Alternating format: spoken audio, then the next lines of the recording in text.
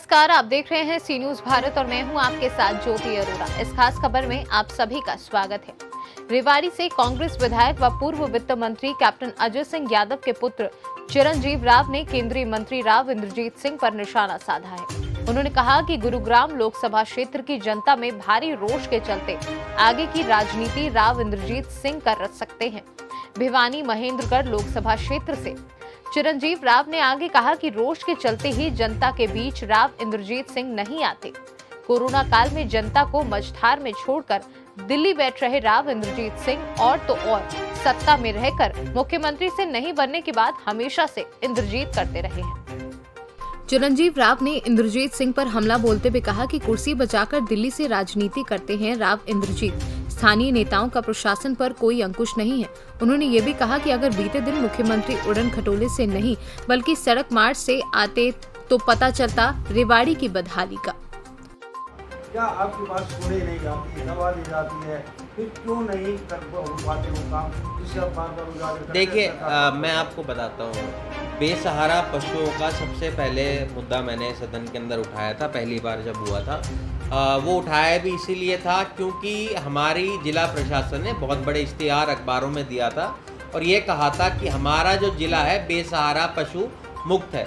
तो उसके बाद मैंने इसकी आवाज़ उठाई और धारवेड़ा के अंदर ही गौशाला बना। तो कहीं ना कहीं मेरी आवाज़ उठाने से उससे फ़र्क पड़ा।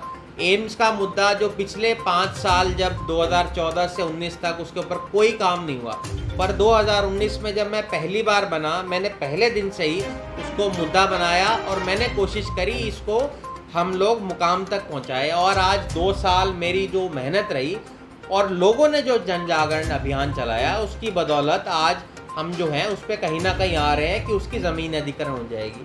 आपका एक और मेरा है, एक जो धारवेड़ा से गंदा पानी आता था जिसकी समस्या पिछले 5 साल भी रही और इन 2 सालों के अंदर भी रही, उसकी लड़ाई हमने लगातार लड़ी और आज उसका फलस्वरूप ही है कि राजस्थान गवर्नमेंट ने उसका 148 करोड़ के परियोजना छोड़ दी है जिसके अंदर 2 टेंडर फ्लोट हुए हैं जो वहाँ पर STP लगेगा। तो कहीं ना कहीं हमारी जो आवाज़ उठाई उसकी हमारी जीत हुई। तो मेरा मकसद यही रहता है कि हम लोगों की आवाज़ को उठाएं। सड़कें जो टूटी हुई हैं 2 महीने पहले 3 महीने पहले भी आपने आवाज़, आज भी वही बंद हो गए। देखिए, जो दिल्ली रोड पे जो सड़क है आप जानते हैं वो NHAI के अंदर आती है। तो उसके लिए मैंने लगातार इनके जो डायरेक्टर है उनके मैं टच में रहा, मैंने सदन के अंदर भी आवाज़ उठाई। पर हम तो कहीं ना कहीं एक विपक्ष के विधायक हैं, तो हो सकता है इस वजह से अधिकारी हमारी बात ना सुनते हों, पर हमारे अपने यहाँ के सांसद जो मंत्री हैं उन्होंने ये कहा था आज से 4 महीने पहले कि 1 हफ्ते के अंदर वो सड़क बन जाएगी। आज तक वो सड़क नहीं बन पाई। ग्रीवेंस के चेयरमैन ने ये बात कही, उनके कहने के बाद कि ये सड़क बन जाएगी। फिर हमारे जो यहाँ से मंत्री हैं डॉक्टर बनवारी लाल जी, उन्होंने कहा ये सड़क बन जाएगी, तब भी नहीं बन पाई। जब सत्ता के विधायक, मंत्री, मुख्यमंत्री, सांसद, मंत्री ये उनके कहने पे नहीं बन पा रही, तो इससे पता चलता है कि बिल्कुल भी कंट्रोल इनका प्रशासन के ऊपर नहीं है। यही सवाल हमारा कि अफसरशाही हावी हो चुकी है इसका मतलब। बहुत ज़्यादा हावी हो चुकी है। आज आप देखिए, मैंने अभी आपके संज्ञान में एक और बात लाना चाहता हूँ। आपको भी सब जानते हैं कि नशे का जो व्यापार है वो बहुत ज़्यादा हमारे शहर के अंदर बढ़ रहा है। तो उसके लिए आज मैंने स्वयं SP से बात की है। उनको मैंने बताया है कि भाई चाहे संगी का बास हो, चाहे गोलचक्कर हो, चाहे काफ़ी उम्मीद थी कि इस क्षेत्र के अंदर लगातार दूसरी बार आ रहे हैं और कुछ इस क्षेत्र को देके जाएंगे। पर पिछली बार तो वो रोड के रास्ते से आए थे, अब की बार तो वो हेलीकॉप्टर से आए और हेलीकॉप्टर से उड़ के चले गए। ना तो उन्होंने इस इलाके की सुध ली, ना ही हमारे जो रोड की दुर्दशा हो रही है। अगर वो रोड के माध्यम से आते तो वो शायद देखते कि किस तरह से जल भराव की समस्या आज पूरे रेवाड़ी शहर के अंदर है।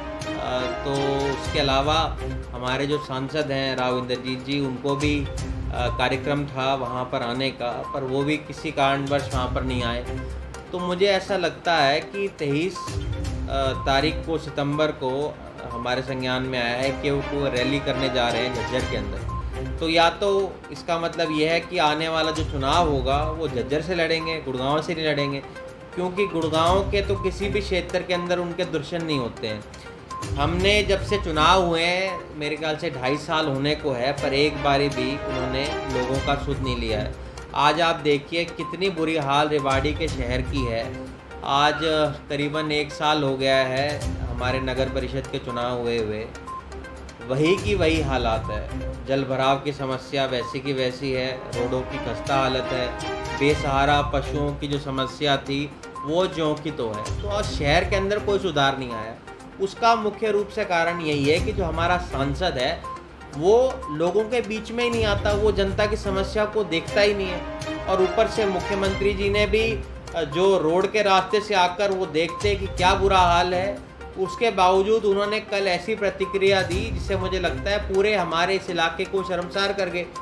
मुख्यमंत्री जी रेवाड़ी आकर ये कहते हैं कि यहाँ के युवाओं को नौकरी इसलिए नहीं मिलती, उनके पास बीए और MBA की डिग्री तो है पर उनको ज्ञान नहीं है। आप एक बात बताइए, हमारे इलाके के वही लोग हैं जो सबसे ज़्यादा निजी कंपनियों में नौकरियां लगते हैं, और आज हमारे मुख्यमंत्री जी ये कहते हैं कि हमारे यहाँ लोगों को सामाजिक ज्ञान नहीं है। तो कहीं ना कहीं इससे पता चलता है कि इस इलाके के साथ जो दुर्व्यवहार है, जो दुर्भावना इनके मन में है, जो हमेशा से इस इलाके के साथ एक दोगलापन की नीति जो ये अपना रही है ये सरकार, आज तक कायम है।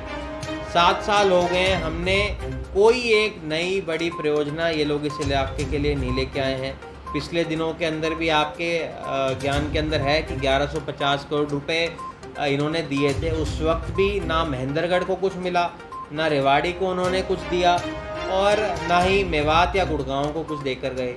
कल उन्होंने जो गोल चक्कर हो चाहे नई आबादी हो, यहाँ पे नशे का व्यापार इतना ज़्यादा बढ़ गया है, बहुत जगह इन्होंने छोटी छोटी अपनी दुकान खोल ली है जिसकी चपेट के अंदर आज हमारा यहाँ का युवा आ रहा है। तो मैंने SP साहब से कहा है कि उसके ऊपर सख्त कदम उठाएं, क्योंकि अगर हमारा नौजवान भी पंजाब की तरह हो जाएगा तो जिस तरह से पंजाब पिछड़ा हुआ है और हरियाणा जो एक नंबर 1 रहा करता था बेरोजगारी में, तो सबसे हम पीछे आ ही गए हैं, लास्ट में हम आ गए हैं, सबसे ज़्यादा बेरोजगारी हमारे यहाँ। नशे की चपेट के अंदर भी हमारा ये शहर आ गया है। तो कहीं ना कहीं मुझे लगता है ये भाजपा सरकार जब से 7 साल से आई है, अच्छा करने की बजाय जो अच्छे दिन के सपने दिखाए थे, लोगों को इतने बुरे सपने इन्होंने दिखा दिए। चाहे आपकी गैस की बात हो जो 900 रुपये पार हो चुका है। एक समय था कांग्रेस का जब 450 रुपये में एक आता था, अब 900 रुपये में 2 आते हैं।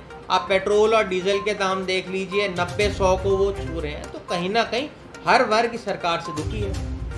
कल पूर्व जिला प्रमुख सतीश यादव ने मुद्दा उठाया था कि यहाँ के सांसद जाके विकास में रोड़ा है, तो इस पर क्या कहेंगे? मैं उनकी बात से इत्तेफाक रखता हूँ कि वो क्योंकि सही बात सच बात बोलनी चाहिए जो भी जनता का प्रतिनिधि हो।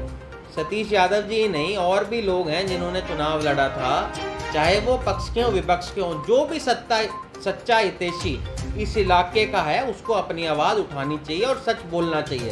क्योंकि जब तक हम लोग सच नहीं बोलेंगे, आईना नहीं दिखाएंगे, विपक्ष का काम ही यही होता है कि हम सत्ता पक्ष को ये बताएं कि असलियत क्या है। जब तक हम असलियत नहीं दिखाएंगे तब तक कुछ भला नहीं हो सकता इलाके का। जो शिलान्यास किया है, जो इनॉग्रेशन किया है, आपके शायद संज्ञान में ये बात ना हो कि 2017 के अंदर भी ये उसी चीज़ का शिलान्यास करके गए थे और 4 साल बीत गए हैं। 4 साल बाद उसी चीज़ का खुद दोबारा से वाहवाही लूटने के लिए आ गए। तो मुझे लगता है कहीं ना कहीं इनको हमारी जो यूनिवर्सिटी है जिसकी दुर्दशा है, कम से कम उसमें सुधार कर देते। उसको पेंट हुए हमारी जो यूनिवर्सिटी है उसको 8-9 साल हो चुके हैं। तो कहीं ना कहीं आज जो यूनिवर्सिटी है, हमें लग रहा था कि भाई उनके आने के बाद कोर्सेज़ में कुछ बढ़ोतरी होएगी, कुछ युवाओं को कुछ फ़ायदा होगा, पर उसके उलट कोई बदलाव वहाँ पर भी नहीं हुआ। बहुत सारे युवा थे, मुझे आकर वो मिले, उन्होंने मुझे कहा भाई जो सीट है वो कम होने लग रही है। और आपके शायद नॉलेज में ये बात ना हो, एक कोर्स के अंदर तो सभी बच्चों को इन्होंने फेल कर दिया। अब ऐसा कैसे हो सकता है कि एक ही क्लास के अंदर सारे बच्चे फेल हो जाएं? तो कहीं ना कहीं मुझे लगता है रेवाड़ी शहर को इन्होंने बहुत साल पीछे पहुंचा दिया है। और हमारा तो यही मानना है कि भाई सरकार को इस तरफ ध्यान देना चाहिए। पिछले दिनों में जब सदन के अंदर भी हुआ था तब भी मैंने यही कहा था कि भाई हमारा जो ये दक्षिण हरियाणा है ये हमेशा से जिसके साथ भी रहता है उसको सत्ता के अंदर लेके आता है। जब 10 साल हमारी कांग्रेस पार्टी की सरकार रही, उसी के बदौलत इतना विकास यहाँ पर हुआ, चाहे वो यूनिवर्सिटी हो, चाहे गवर्नमेंट कॉलेज आपके पड़ोस में खरखड़ा में बना हो, चाहे सेक्टर 18 के अंदर लड़कियों का कॉलेज बना हो, अनेकों परियोजनाएं आई। पर पिछले 7 सालों में हमें क्या मिला, ये हमारा सबसे बड़ा सवाल आज मेरा ये है। और मैं तो हमारे सांसद से भी ये सवाल करना चाहूँगा कि क्या कारण है कि वो लोगों के बीच में नहीं आते हैं। कल अगर वो यहाँ पर आते मुख्यमंत्री के साथ, अगर वो साथ चलकर काम करते तो हो सकता है इलाके के हित में कुछ हो जाता। तो मुझे लगता है हमेशा से उन्होंने आपस में खींचतान की राजनीति इन्होंने करी है। विधायक साहब, सदन में आप भी बात रखी हैं, जो समस्याएं होती हैं शहर की, जिले की, हरियाणा से सीनू संवाददाता जैन सिंह की रिपोर्ट। इस खास खबर में फिलहाल के लिए इतना ही। देश और दुनिया की तमाम बड़ी खबरों के लिए आप देखते रहिए सी न्यूज़ भारत।